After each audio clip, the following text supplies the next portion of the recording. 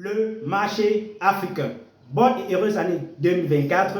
Parlons du bilan 2023. Votre bilan, c'est quoi en 2023? Notre bilan en 2023, c'est que nous avons accompagné plusieurs entrepreneurs africains à travers le monde, notamment la diaspora africaine qui s'est démarquée en 2023 en nous confiant l'accompagnement sur le terrain, en nous sollicitant pour des formations business, n'est-ce pas, et en nous sollicitant également pour monter le plan d'affaires, le business plan, pour la recherche des partenaires et pour la recherche des financements auprès des banques. Alors, quel est notre premier bilan de l'année 2023?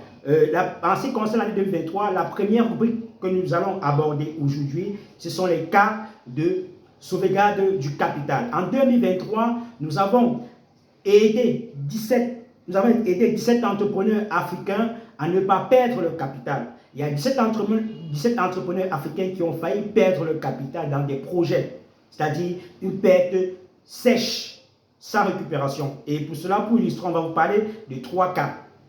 On va commencer par le cas du Camerounais, notre compatriote camerounais qui vit en Allemagne, n'est-ce pas, et qui est successeur dans une famille polygamique.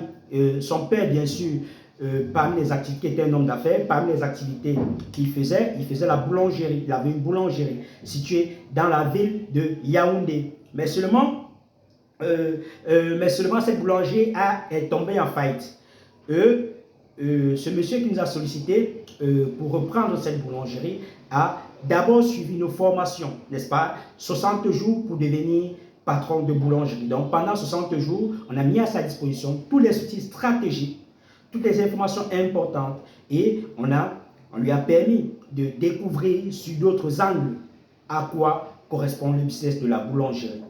Après justement la formation, on est entré de fond en comble dans la reprise de l'actif que son papa avait laissé, mais on s'est rendu compte que ça devait être problématique pour lui. S'il mettait de l'argent pour relancer cette entreprise en étant lui-même propriétaire, ça ne devrait pas marcher à cause de quoi? Les conflits familiaux. Donc, qu'est-ce qu'il doit faire? Il ne doit pas mettre son argent dans cette boulangerie. Non, il doit aller créer sa propre boulangerie. Sa propre boulangerie hormis du périmètre familial. Donc, s'il avait mis son argent comme il voulait pour reprendre la boulangerie de la famille pour relancer, je vous rassure qu'il devait perdre totalement de l'argent. Dans tous les cas, c'est la conclusion à laquelle nous sommes arrivés avec ce monsieur. Voilà. On va prendre le deuxième cas qui est celui d'un Sénégalais. Nous avons un Sénégalais qui a décidé de se lancer. Il vit en France, bien sûr. Il a décidé de se lancer dans le domaine de la boulangerie. Il a acheté un terrain, il a construit des bâtiments, il a suivi notre formation, n'est-ce pas? Mais seulement au moment où il comptait passer la commande des machines, il s'est rendu compte que dans son voisinage, il y avait son voisin qui venait d'ouvrir une boulangerie. Or, au Sénégal, il y a une distance minimale à respecter pour ouvrir une boulangerie. Notre partenaire, le participant à notre formation, s'est rendu compte qu'il était malheureusement, il ne respectait pas cette distance. Donc, il ne pouvait pas ouvrir cette boulangerie sur son terrain sur lequel il a construit un bâtiment pour lancer la boulangerie. Voilà. Parce que son concurrent, qui est son voisin, avait déjà lancé une boulangerie, il fallait qu'il cherche notre site ailleurs.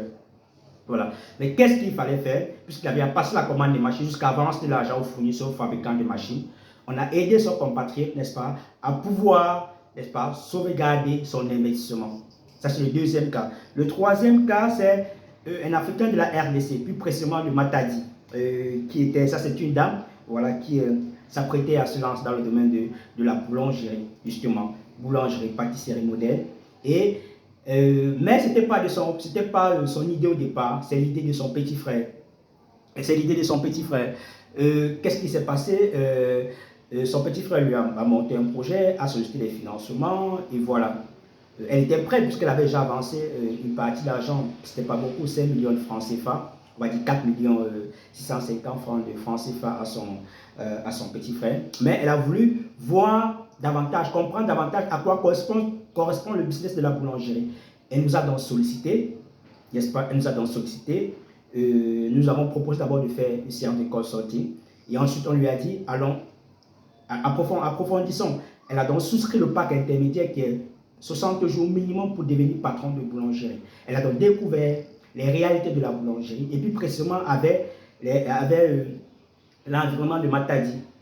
Elle est repartie vers son petit frère après la formation. Elle a posé des questions à son petit frère. Elle a essayé de mieux comprendre quel était le besoin de son petit frère. Elle lui a demandé qu'est-ce que tu avais fait de 4 650 000 que je t'ai remis. Bon, en réalité, elle s'est rendue compte que c'était de l'arnaque. Donc, son petit frère voulait l'arnaquer. Pourquoi? Si elle n'avait pas fait nos formations, si elle n'avait pas eu des entretiens avec nous, elle devait perdre purement et simplement son argent. Mais là, elle n'a pu perdre que 4 650 000 francs CFA, pas plus. Ouais. Mais elle était prête à aller jusqu'à 20, 30, 35 millions. Donc, nous, on met à votre disposition des outils stratégiques, on met à votre disposition des armes pour pouvoir éviter de perdre votre capital. C'est notre premier challenge. Vous évitez de perdre votre capital, vous évitez de perdre votre épargne, car nous connaissons que il est difficile de constituer une épargne substantielle et de venir le perdre pendant 24 mois, pendant 6 mois.